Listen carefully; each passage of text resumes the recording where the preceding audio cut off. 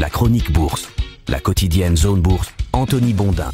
Salut tout le monde, bienvenue dans ce point de marché Zone Bourse du mercredi 16 avril 2025. Le titre du jour, c'est « En bourse, les puces se font secouer ». Le rebond s'étiole sur les marchés actions après de nouveaux soubresauts douaniers et cette fois, c'est l'industrie des semi-conducteurs qui se demande de quoi l'avenir sera fait. Il y a eu en effet des nouvelles restrictions à l'export imposées à Nvidia et des commandes assez faiblardes du côté d'ASML, on va en reparler un petit peu après. Pendant ce temps, la Chine a dopé sa croissance au premier trimestre, mais pas suffisamment pour dissiper toutes les craintes. Tout ça est donc toujours très fragile, comme le prouve le record touché par l'or ou le maintien de l'indice de volatilité VIX à très haut niveau. La Chine est donc au cœur des attentions ce matin et ce pour deux raisons. D'abord la publication de statistiques macro plus solides que prévu et ensuite les restrictions à l'export imposées par les États-Unis à Nvidia. Des deux événements d'ailleurs, c'est le second qui a pris l'ascendant chez les investisseurs qui sont en train de s'alarmer du durcissement des relations entre Washington et Pékin. Je vous rappelle que la veille, la Chine avait imposé à ses compagnies de ne plus réceptionner de Boeing, ce qui est une façon inélégante mais diablement efficace de frapper l'Amérique au cœur. Avant ces deux événements, la séance s'était déroulée dans un calme assez relatif, surtout après les remous des derniers jours. L'Europe a progressé assez confortablement, on avait un Stoxx Europe 600 qui s'est adjugé 1,6%. D'ailleurs, ça s'est avéré suffisant pour ramener alors d'un cheveu l'indice large européen dans le vert en 2025. Du côté du CAC 40 français qui a été crédité d'un plus 0,9%, on aurait aussi pu renouer avec les gains en 2025 si LVMH n'avait pas perdu 8%.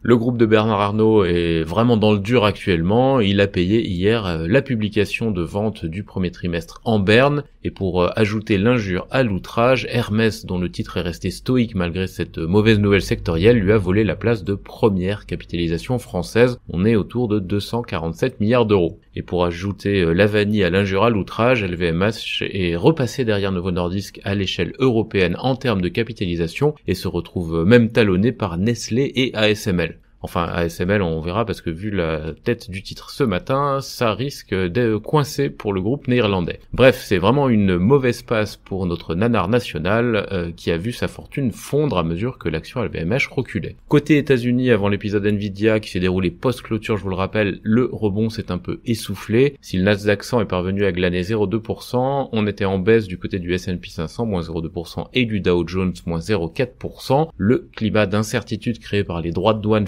fluctuant pèse évidemment sur la confiance des investisseurs qui n'ont pas été ravis d'apprendre que leur champion des puces allait devoir prendre une charge comptable de 5,5 milliards de dollars pour intégrer la nouvelle restriction sortie du chapeau de la Maison Blanche cette semaine. En effet, l'administration Trump, qui avait plutôt assoupli les contraintes dernièrement pour le secteur, est revenue sur sa décision en soumettant à des licences examinées au cas par cas les ventes de puces H20 en Chine. Ces puces H20 sont les modèles spécifiquement créés pour l'export vers l'ancien empire du milieu par Nvidia. Elles affichent des performances légèrement inférieures à celles des modèles de pointe, conformément d'ailleurs aux restrictions qui avaient été imposées à l'époque par la présidence américaine de Joe Biden. Malgré l'escalade en cours, Donald Trump a exhorté la Chine à s'asseoir à la table des négociations. C'est probablement d'ailleurs ce qui va se produire à un moment ou à un autre. Et d'ailleurs, tout frémissement de ce point de vue serait accueilli très positivement par les marchés financiers. Mais pour l'économie réelle, ce sont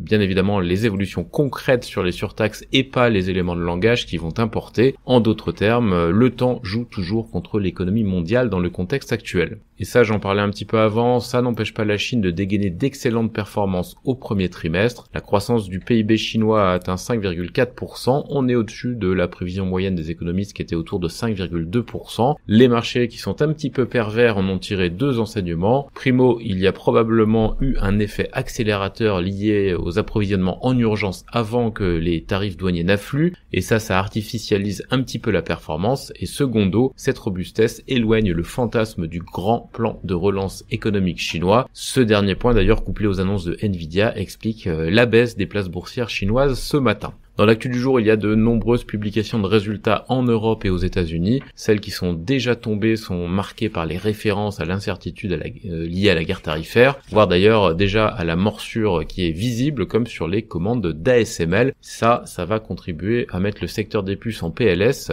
en complément des annonces de Nvidia. Le calendrier macro, lui, il est aussi assez chargé, en particulier outre-Atlantique cet après-midi où de nombreux indicateurs sont attendus. Les bourses d'Asie-Pacifique ce matin, européens, eh bien, elles ont pris une teinte assez rouge, à l'exception de l'Australie et de l'Inde qui évoluent autour de l'équilibre. On est à environ moins 1,4% à Tokyo, moins 1,1% à Séoul, moins 1,5% à Taipei. En Chine, eh bien, c'est une mauvaise séance, donc le CSI 300 perdait plus de 1% et le Hang Seng 2,5% en cours de séance. C'est le compartiment technologique qui a été mis sous pression par les restrictions annoncées autour de Nvidia. Les indicateurs d'avancée européens autour de 8 heures, ils sont baissiers. Dans l'actu des sociétés en France d'abord, on a quelques publications ce matin, Sartorius Cedim Biotech, Edenred, FDJ, Ipsen, Virbac ou encore Katana. J'en ai parlé un petit peu avant, Hermès est devenu la première capitalisation boursière parisienne devant LVMH hier à cause de la chute du groupe de Bernard Arnault.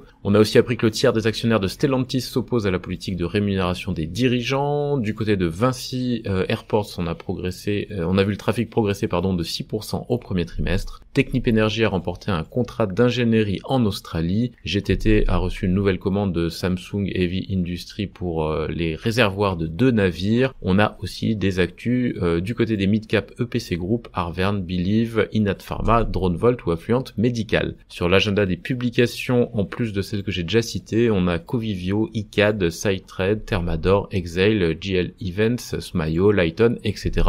Beaucoup de mid-cap sur la côte parisienne aujourd'hui. À l'échelle européenne, les principales publications du jour, c'est notamment ASML, donc qui a un petit peu déçu, et Nordea, la banque scandinave. On a aussi Banco BPM qui va soutenir l'émission d'actions de Banca Monte dei Paschi pour l'offre sur Mediobanca, et Mercedes-Benz qui annonce la nomination d'Adam Chamberlain au poste de CEO de sa filiale USA. Sur l'agenda des publications en Europe, outre ASML et Nordea, on a Rio Tinto, Heineken, Equity, Sandvik, Antofagasta ou encore Sartorius et Moncler.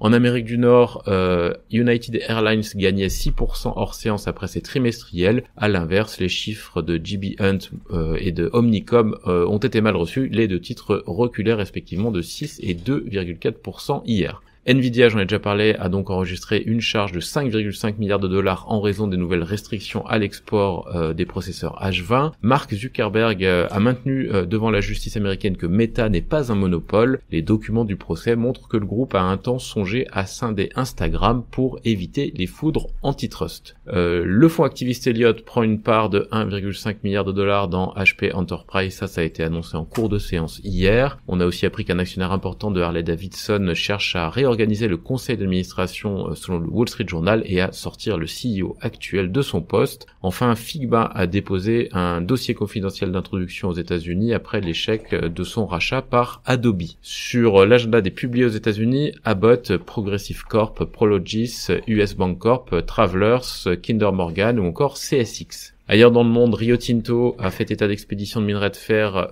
les plus faibles depuis 2019 au premier trimestre, mais c'est surtout à cause de l'impact des tempêtes qui ont frappé ces installations à Pilbara. Du côté de Vale, on voit la production de minerais de fer reculer de 4,5% au T1. Honda a démenti envisager de transférer une partie de sa production automobile du Mexique et du Canada vers les États-Unis après des rumeurs en ce sens qui avaient été propagées par Nikkei. Le groupe chinois Xpeng envisage un partenariat avec Volkswagen pour des achats communs et la production de différents modèles. Enfin, la banque brésilienne Nu Holdings va pouvoir s'installer au Mexique. Voilà, c'est terminé pour ce point de marché du jour. Je vous souhaite une excellente journée à toutes et à tous.